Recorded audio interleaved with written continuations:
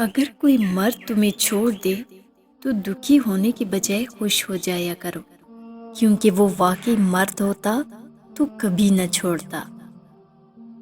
عورت اگر بیوی ہے تو غلام ہے، بیٹی ہے تو بوجھ ہے، اگر بہن ہے تو شک کا شکار ہے۔ بس عورت اب ماں کی ہی روپ میں کچھ اہمیت کی حامل رہ گئی ہے۔ عورت کی تقدس کی حد یہ ہے کہ فرشتوں سے بھی اس کی بناوٹ کا پردہ رکھا گیا، اور پہلی عورت اس مرد کی پسلی سے پیدا کی گئی جس کی وہ منکوحہ کہلائے۔ عورت کو عزت رب نے تحفے میں دی ہے اور مرد کو کمانی پڑتی ہے۔ اپنی آنکھوں کو سنبھال کر رکھیے اے ابن آدم، گھر سے نکلی ہوئی ہر مجبور بیٹی بے حیا نہیں ہوتی۔ عورت موم صرف اپنی پسند کے مرد کے لیے ہوتی ہے، ورنہ اس جیسا کوئی پتھر نہیں۔ شریف عورت جس سے ایک بار جڑ جائے بس پھر وہی اس کا سب کچھ ہوتا ہے، کسی اور کے سائے کا تو سوال ہی پیدا نہیں ہوتا۔ جان دے دے گی لیکن شرک کا خیال تک نہ لائے گی۔ مرد کہتا ہے کہ اکیلی عورت محفوظ نہیں ہوتی، لیکن یہ نہیں بتاتا کہ کس وجہ سے۔ مرد کو خوش کرنے کے لیے عورت کیا کیا نہیں کرتی۔ عورت اندر بدل دیتی ہے، باہر بدل دیتی ہے، دل بدل دیتی ہے، وجود بدل دیتی ہے، صرف اس لیے کہ وہ خوش رہے، ناراض نہ ہو، اس کی نظر نہ بدلے۔ یہ عورت کا کرشمہ ہے کہ تیری وحشت کے پانی کو بدن کی سیپ میں رکھ کر اسے انسان بناتی ہے۔ پھر تم کس منہ سے کہتے ہو کہ عورت ذات ہوتی ہی بے وفا ہے؟ اپنی بیوی کا تہ دل سے شکریہ ادا کریں، کیونکہ وہ موت کی وادیوں سے گزر کر آپ کو باپ بناتی ہے۔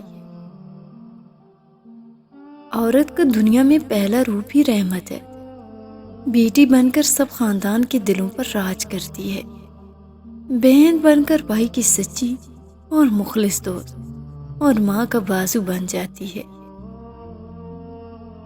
جب بیوی ہوتی ہے تو ایک پختہ اور ہمیشہ ساتھ نبھانے والی، ہر دکھ سکھ کی ساتھی بن جاتی ہے، اور جب ماں بنتی ہے تو اللہ تعالیٰ اس کا رتبہ اتنا بلند کر دیتا ہے کہ جنت کو اٹھا کر اس کے قدموں میں ڈال دیتا ہے۔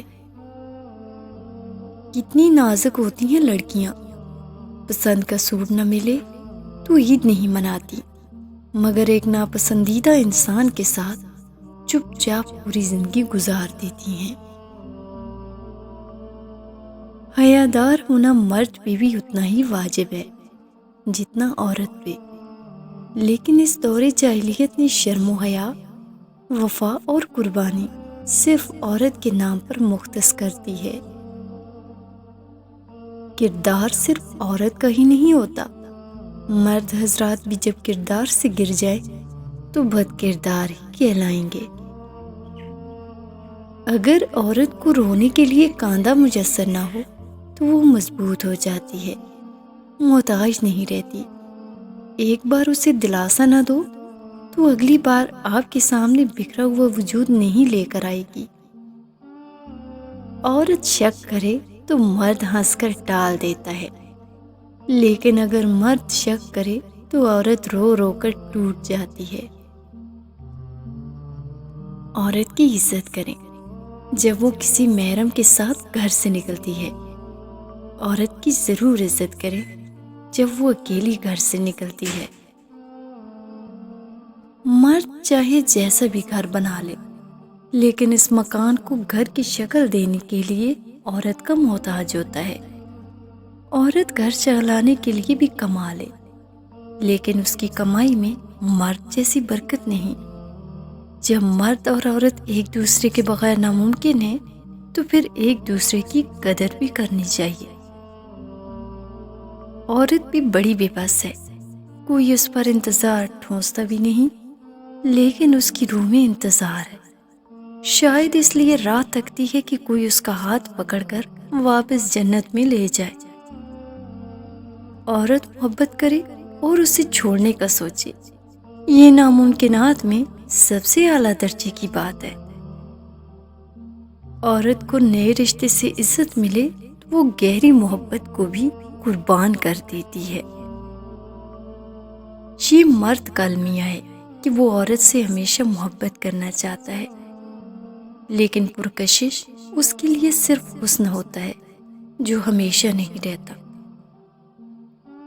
جب تک عورت پرواہ کرتی ہے اپنی جان کو روک لگائے رکھتی ہے، روتی ہے، تڑپتی ہے، سسکتی ہے، لیکن جب وہ پرواہ کرنا چھوڑ دیتی ہے تو چاہو اس کے سامنے ناک رگڑو یا آگ میں کود جاؤ، اس سے کوئی فرق نہیں پڑتا۔ مرد جب بھی گالی دیتا ہے عورت سے شروع ہو کر عورت پر ختم کرتا ہے، اور وہ مرد ہی ہے جو سب کچھ برداشت کر لیتا ہے، مگر عورت کی دی ہوئی ایک گالی اسے برداشت نہیں ہوتی۔ عورت کو مرد سے نہیں بلکہ عورت کو عورت سے تحفظ کی ضرورت ہے، کیونکہ ایک عورت ہی دوسری عورت کی خوشیوں کی دشمن ہے۔ عورت کی طاقت اس کے جذبات میں ہوتی ہے۔ طوائف جسم تو دیتی ہے مگر کبھی اپنے جذبات تک کسی مرد کو پہنچنے نہیں دیتی، جبکہ عام عورت جب محبت کرتی ہے تو سب سے پہلے اپنے جذبات دیتی ہے۔ وہ جسم دے یا نہ دے مگر اس کے آنسو، اس کی خوشی اسی انسان سے منسوب ہوتی ہے جس سے وہ محبت کرتی ہے۔ لڑائی جھگڑے کے بعد عورت کی خاموشی کا مطلب مرد اس کے دل سے اتر گیا، جبکہ مرد خوش ہو جاتا ہے کہ عورت دب گئی اور اس کی جیت ہوگی، جبکہ یہ اس کی ہار ہے کیونکہ وہ عورت کو ہار گیا ہے۔